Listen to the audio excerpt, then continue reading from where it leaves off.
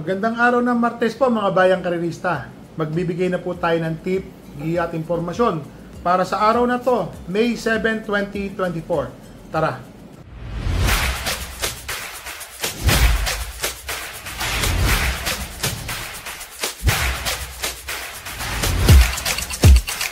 So mga bayang karerista, nagpahiyang lang po tayo. Medyo alam nyo na, talagang minsan talo, panalo, nangyayari po talaga yan. So mga bayang karerista, ngayon po, due to, alam nyo na, marami ko kasi nagtatanong sa akin, o may mga kaibigan ko, mga malalaking tao, naghihintay po ng tip. So balik na lang po muna tayo sa pagtitip. Kasi mas importante yung sa akin na mas marami pong taong tatama. Sayang. Kagaya po ng mga inasahan ko po na mananalong bihado. Queensland. Tapos, tatlo po yung nanalo kong bihado. Isa po si Queensland. Kinabukasan, yung race 1, race 2. Nasilat lang po ako kay my dad Bogart. Sayang po. Yun lang po ang wala ko sa mga ibang tayaan. Mahirap. Saka yung ano pala, yung Southern man. Medyo mahirap din po yung karera ng mga nagdaan po. So ngayon po, meron pong hinandang 7 karera sa araw ng Martes. Pakita ko lang po Medyo, yun po, GBT. Nagtaka po ako, may 5, may 6. So yung 19 and 20, GBT 19 and 20, 5 at 6 po. So ang start time po ng karera ay na-adjust na pala, 5:30 ng hapon. So meron pong winner take all. Pick 6, pick 5. Ito po, kita naman natin dito. Maganda po ang lineup. Balansyado po ito. So, magbigay na po tayo ng tip, giya. So, dito po sa race number 1, sa totoo lang nahiya ako. Kasi mas gusto ko pong testingin si Doña Chichay sa GBT. Kasi po, minus 3 kilograms si AR Ramos. Nung nakaraan po kasi nung tumakbo po siya, ang dami po. Ito po, maiksi. Hindi po maiksi, konti po yung makakalaban niya, 4 lang po sila. Yun lang, sa 4 na nakita ko, 3 po yung matulin at isa po yung diremate, si May Jopay. So, sa kalkulasyon ko naman po dito, si Doña Chichay po, meron namang panalo. Meron po, kasi 4 na lang po yung tatakbo. Kaya lang, matulin po yung number 3, Spirit of Might, at yung entry number 4 na si May 10. Si Doña Chichay po, second choice ko lang po yan. Nahiyaman ako, dinalawa ko na po. O baka ulin ko pa ho itong race 1, makapuntos lang po kagad. Ang first choice ko po dito yung entry number 4 na si Runway 10. Noong nakaraan po, medyo napahirapan po ito sa unahan, si Runway 10. Maganda po yung tinakbo niyan eh. Last 75 meters, medyo dun lang po siya inabutan. Nung magaling din po yung nanalo. Yun nga po, si May Jopay, siya po yung segundo nung takbuhan na yun. So kung mapapansin nyo po, medyo may kapangitan po ang kondisyon ng track natin. Ano po ang tawag doon? Mabuwaghag, malalim. Oo, yun po yung natatanong ko rin po sa trainer natin. Sa niya, Boss Jess, medyo malalim ang pista. May kalaliman. Pag umapak ang kabayo, lumulubog talaga. So doon yung makikita yung mga tiyempo nila, hindi po ganun kagaganda. So dito po sa race number 1, first choice po, entry number 4. Runway 10. Yamado po nung nakaraan to, medyo nakipagbakbakan lang po. Dito po sa karera na to, talagang yun po ang mangyayari. May panalo po tayo, tingin ko naman, kasi 52. AR Ramos, alam ko minus 3 po ito eh. Dapat 51 po ito eh. Pero tataka ko bakit minus 2 si AR Ramos. Basta ito po, dito po sa race number 1, first choice po, entry number 4, Runway 10.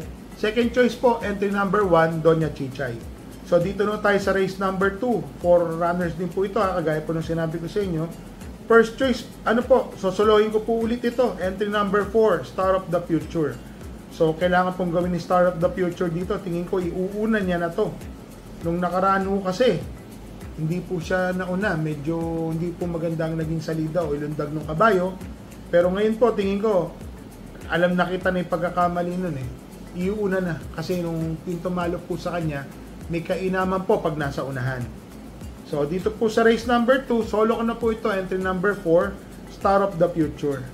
Dito na tayo sa race number 3, mga bayang karerista. GBT, group based on time 15. First choice, or sosolohin ko na rin po ito, entry number 1, Alindog. Kung mapapansin nyo po kasi, nung nakaraan, nagaganda po ng pinakita nito ni Alindog, mga bayang karerista. Gustong gusto ko po yung ginagawa ni Alindog na nanonood po ng segundo, tersero pwesto, bigla pong tchatchak na ganun, tuloy-tuloy. So tingin ko po, pagka maganda po naging lundag nito, hindi naman nito matatraffic, 4 lang ho ang tatakbo dito. So sa tingin ko po, malaking-malaki po ang panalo niyan, Alindog. So ulitin ko lang po, race number 3, solo ko na rin po ito, entry number 1, Alindog. Dito na tayo sa race number 4, mga bayang karerista. 4 runners din po ito ulit, GBT 16. First choice po, entry number 2, Petron. Inaabangan ko po itong kabayan na to, mga bayang karerista. Ang baba na po sa laban nito. GBT 16 po ang binagsakan niya. Jeffrey Tagulaw Sarati po. Tingin ko po, malaki po ang panalo. At ang tingin ko pong maaari pong tumalo sa kanya, itong entry number 1 na si Professor Jones. Si Professor Jones po, mga bayang karerista.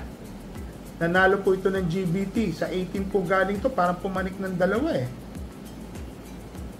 Napunta po ng 16. Pero sa ratings po, nung kailan lang, ang ganda po ng panalo nito ni Professor Jones, mga bayang karerista. Ito pala yung isang nanalong gustong gusto kong dehado.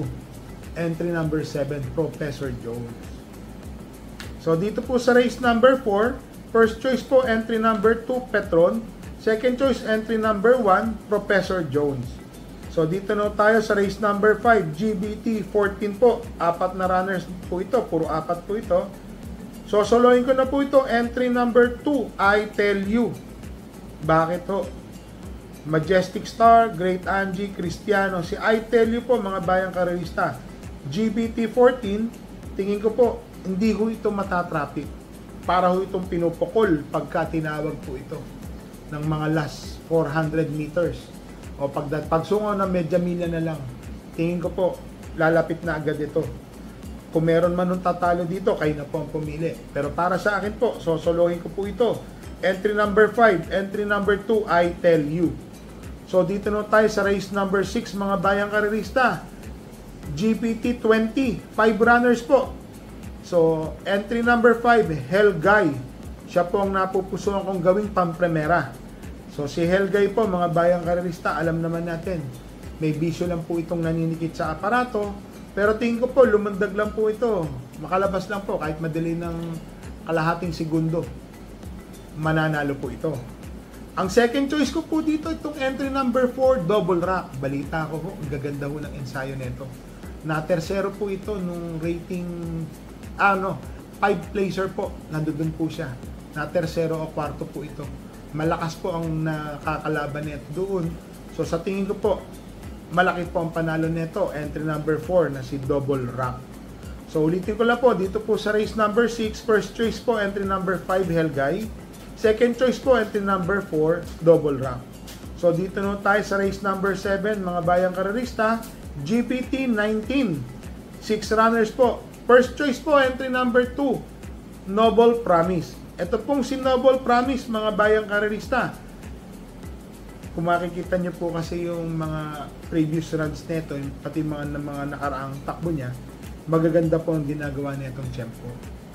At balita ko po, may buti po itong kabayan na to. Nasa GBT 19 pero ang ratings po niya mataas. Tingin ko, harang na talaga sa kanya. Kaya lang kailangan natin maglagay ng panigundo kasi paratingan po ito. Ang second choice ko po dito yung entry number 1 na si Den.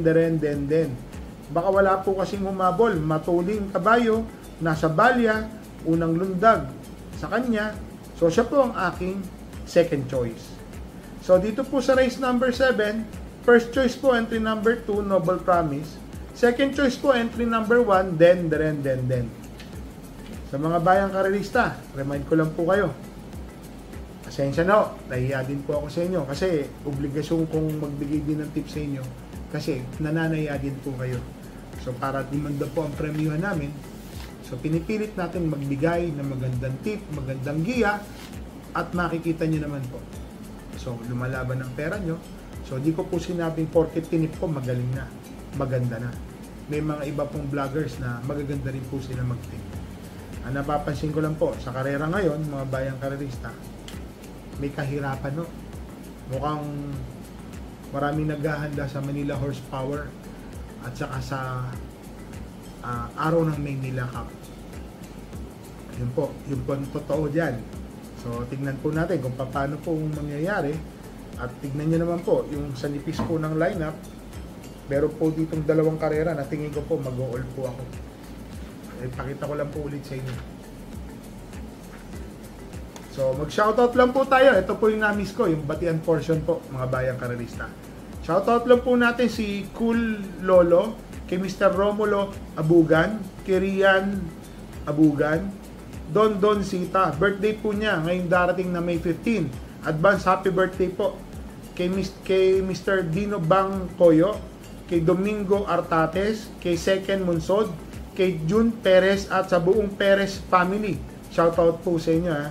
Kay Mr. Edgar Paredes, Patrick Suarez, Egay Nikdaw, Jerry and Boss ng Caloocan, kay Mr. Louis Batincela, Robert Tiamson, Mike Cruz, at kay Mr. Ato po, belated happy birthday po, ha, kay Mr. Bernardo Alonde nung nakaraang May 3 po. Pasensya na, hindi kita nabati ng birthday mo.